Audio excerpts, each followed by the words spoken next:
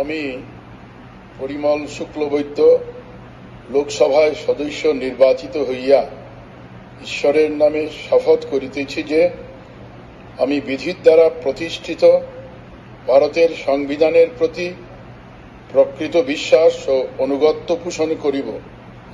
আমি ভারতের সার্বভৌমত্ব ও সংহতি রক্ষা করিয়া চলিব এবং যে কর্তব্যভার আমি গ্রহণ করিতে চলিয়াছি তাহা আমি বিশ্বস্তভাবে নির্বাহ করিব।